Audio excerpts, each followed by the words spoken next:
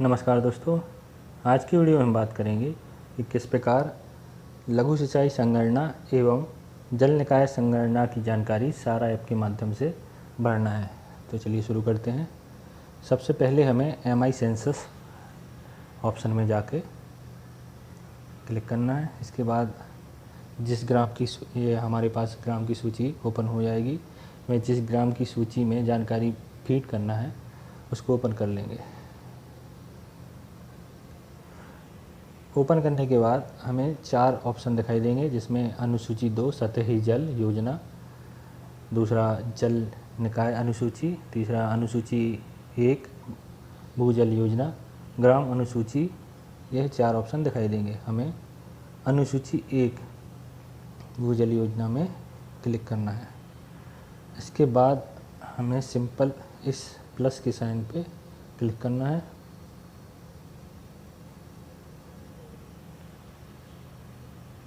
Click करने के बाद पहचान विवरण आएगा, जिसमें राज्य, जिला, तहसील, ग्राम और तारीख ये दिखाई देने लगेंगे। इसके बाद हमें जानकारी जो भरना है उसका विवरण दिखने लगेगा। सबसे पहले योजना का जो क्रम योजना की क्रम संख्या दिखाई देने लगेगी।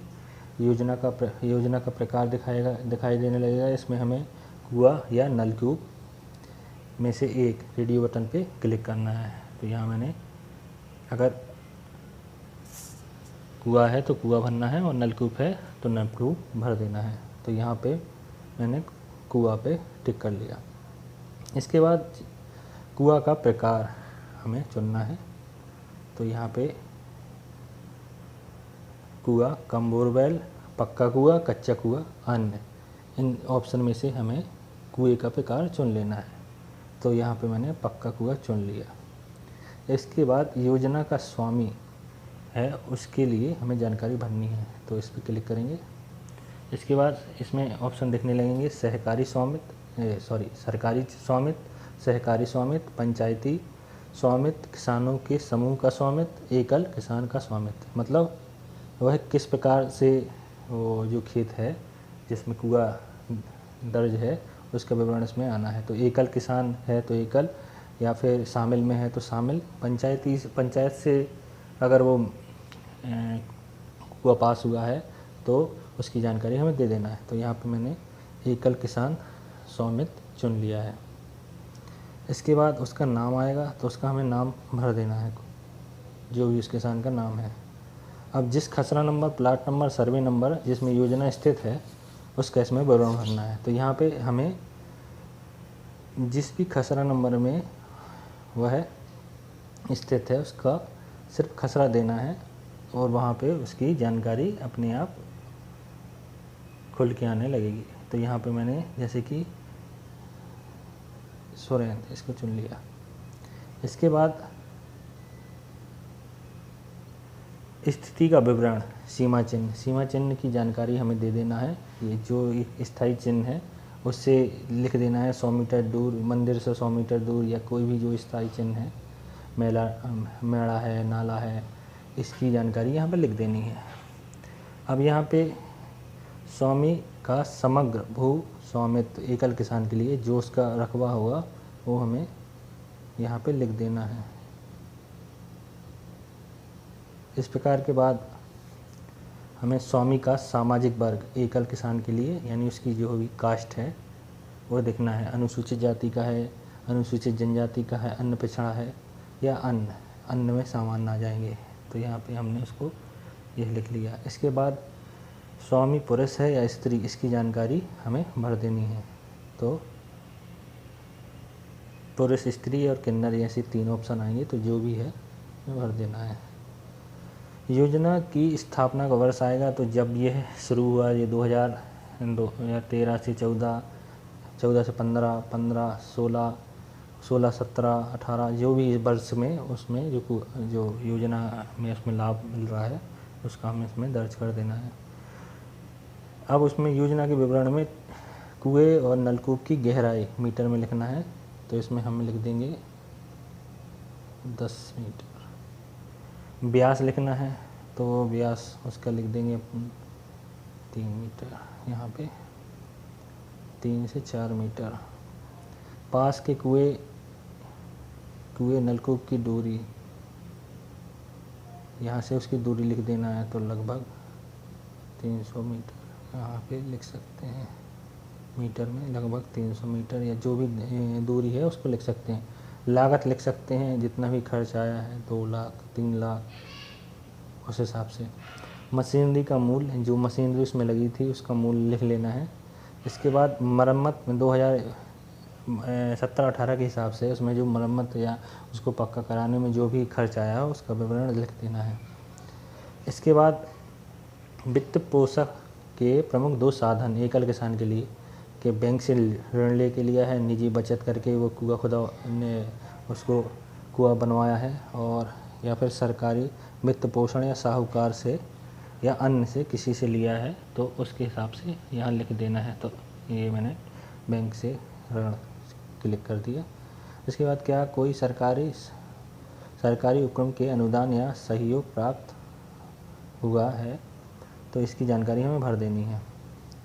अब ये जो कुआं या नलकूप के लिए शासन से जो सहायता प्राप्त होती है, अगर वो हुई है तो वहाँ पे ये लिख देना है, और मशीनरी में जो भी लागत प्राप्त हुई है उसके बारे में विवरण दे देना है। इसके बाद योजना की वर्तमान स्थिति अपन को लिख देना है, कि उपयोग में है, अस्थायी रूप से उपयोग में लाते हैं, स्थायी रूप से उपयोग में है या नहीं, तो उपयोग में है वो उसमें लिख देना है उपयोग में। जल वितरण की विधि लिखना है। इसमें लिखना है खाली नल, खुली नाली, पक्की, खुली नाली, कच्ची, भूमिगत पाइप, सतही, टपकन सिंचाई, फव्वारा सिंचाई, जो भी प्रकार से हम सिंचाई करते हैं उसका विवरण यहाँ पे लिख देना है। तो सतही पाइप, कच्ची, खुली, कच्ची, ये मैंने लिख दिया यहाँ पे। अब ये लिखना है कि उसमें उन्नयन संयंत्रों का प्रकार मानविक है, यानी मशीन द्वारा चलता है, या पशु चलित है, तो वो लिख देना है। तो इसमें ऑप्शन आते हैं, उपकेंद्री पंप, टरबाइन, जेट, मानवीय, पशु चलित, तो इसमें यहाँ पे लिख देना है हमें जो भी उसका प्रकार है, मानविक, पशु चलित या उपकेंद्रीय, ये सबमर्सिबल पंप है, तो यहाँ पे उसमें से कोई भी एक चुन लेना है। अगर उसमें जो भी हमारा पंप डला हुआ है कुएं में, वो जो भी उसका प्रकार है वो लिख देना है। उन्नयन संयंत्रों हेतु ऊर्जा का स्रोत क्या है, तो यहाँ पे विद्युत, डीजल, वायुजनित, सौर, मानविक, पशु शक्ति, तो यहाँ पे विद्युत कर देंगे। सभी जल उन्नयन संयंत्रों की कुल अश्व शक्ति, यानी कितने हॉर्स पावर का है वो वह लिख देना है। तो 2 हॉर्स पावर का है या 3 हॉर्स पावर का है, ये लिख देना है। या 2 हॉर्स पावर लिख दिया मैंने। पंप चलन दिवस, यानी वो एक दिन में कितना चलता है लगभग, उसका औसतन लिख देना है। तो 10 घंटे है तो 10 लिख देना है। और ये खरीफ की फसल में कितना चलता है, रबी में कितना चलता है, और 12 मासी कितना चलता है, एवरेज लिख देना है कि 10 घंटे चलता है, 12 घंटे चलता है, और या 5 घंटे 12 मासी में, 5 अन्य में मौसम में चलता है। जैसे कुछ किसान फसल के लिए अलग अलग तकनीक का यूज़ करते हैं, अलग अलग फसल का प्रयोग करते हैं, तो उनमें जितनी भी देर सिंचाई के लिए जो साधन यूज़ हो रहा है उसमें कितनी देर वो हमारा जो पंप है उसमें चल रहा है, उसकी जानकारी इसमें रखना है। इसके बाद प्रतिदिन औसत पंप चालन घंटे, तो उसमें ये लिख देना है जितनी भी देर हो तो उसमें लिख देना है। यहाँ घंटे में जानकारी मांगी गई है। क्या योजना नहर जैसी बृहत माध्यम जल परियोजना के अंतर्गत स्थित है, तो नहीं है तो नहीं लिखना है, हाँ है तो हाँ लिखना है। इसके बाद विशिष्ट जानकारी में हमें क्या यह योजना केवल भूजल के पुनर्भरण के लिए है, अगर यदि है तो हाँ लिखना है, नहीं है तो नहीं लिखना है। और कृषि योग्य कमान क्षेत्र CCA हेक्टेयर में लिखना है, तो उसकी जानकारी जो भी है जितना भी हेक्टेयर है कृषि योग्य जितनी भी भूमि है उसके बारे में लिख देना है। और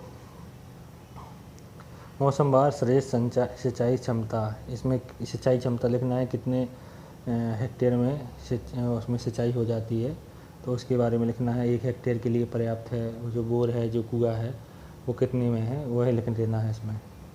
इसके बाद मौसमवार वास्तविक संचित क्षेत्रफल, मतलब कितनी ये क्षेत्रफल कवर कर पाता है, कितनी को सिंचाई कर पाता है, उसके बारे में जानकारी यहाँ पे लिख देना है। 1 है तो 1 लिख देना है, 2 हेक्टेयर, ये 3 हेक्टेयर, कितना उसमें पानी है, जितनी उसकी पानी की जो पर्याप्तता होगी उसी हिसाब से लिखना है इसमें। टिप्पणी लिखना है। टिप्पणी में यदि स्कीम बृहत मध्यम जल परियोजना क्षेत्र के बाहर है तो उपयोग की गई पूरी क्षमता IPU देना होगा। यदि स्कीम बृहत जल परियोजना क्षेत्र में स्थित है तब IPU में MI स्कीम द्वारा पूरक उपयोग को दर्शाना, अर्थात सकल IPU को मेजर, मध्यम और MI योजना द्वारा उपयोग किए जाने वाले अनुपात में विभाजित किया जाना है। इस हिसाब से इसको हाँ या ना इसमें लिख देना है। टिप्पणी में जो भी टिप्पणी आप लिखना चाहें, जो भी उसमें कमी है वह लिख सकते हैं। इसके बाद हमें सीधे उसकी जो कुआँ है, जो बोर है, उसकी सीधे फ़ोटो अपलोड करना है। इस ऑप्शन पे फ़ोटो अपलोड करेंगे क्लिक करके और उसको सेव कर देना है। और सेव करके